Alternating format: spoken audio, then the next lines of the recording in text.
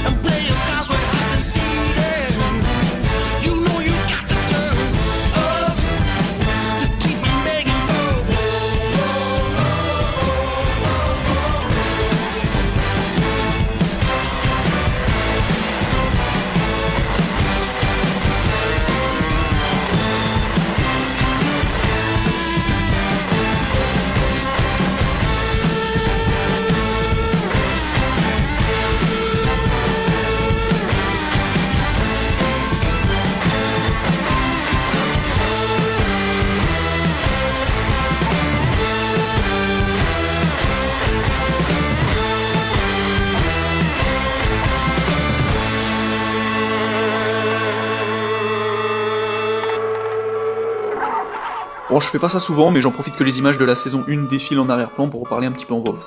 Pour ceux qui me suivent sur Instagram, vous savez déjà la destination de cette saison 2. Pour les autres, vous la découvrirez dans le premier épisode, qui ne saurait tarder. La durée du séjour est clairement indéterminée, donc on verra bien comment les choses évolueront. Sachez dans tous les cas que j'ai mis un terme à mes études supérieures et que depuis mai dernier, j'ai débuté ma vie de nomade. Nomade, c'est le mot cool pour dire SDF en fait. Donc bon, pas besoin de vous expliquer qu'avec le reconfinement qui approchait, j'avais tout intérêt à quitter le continent le plus vite possible. Mais dans tous les cas, rien ne me retenait, c'est pourquoi on tente ce petit saut dans le vide. J'ai aucune idée de ce qu'on va faire là-bas. J'ai un peu fait ça sur un coup de tête, donc vous vous doutez bien que j'ai rien prévu. Mais t'inquiète. C'est aussi le moment de vous remercier des 5K qu'on a dépassé il y a pas si longtemps finalement. Wild Jungle n'a que quelques mois, et malgré le fait que 2020 soit la pire année pour lancer une chaîne d'exploration et d'aventure, je vois que vous êtes de plus en plus nombreux à suivre mes conneries, et ça me sauce à un point où vous pouvez même pas imaginer. Pour fêter ça, j'organise un petit concours sur Insta pour vous faire gagner des t-shirts Wild Jungle. C'est en partie grâce à Isback qui m'a laissé carte blanche pour concevoir les fringues. On a taffé avec Nicolas Millet, un pote graphiste à qui on doit d'ailleurs ce magnifique logo. Et honnêtement, maintenant que je les ai en main propre, je peux vous dire que je les trouve ultra frais.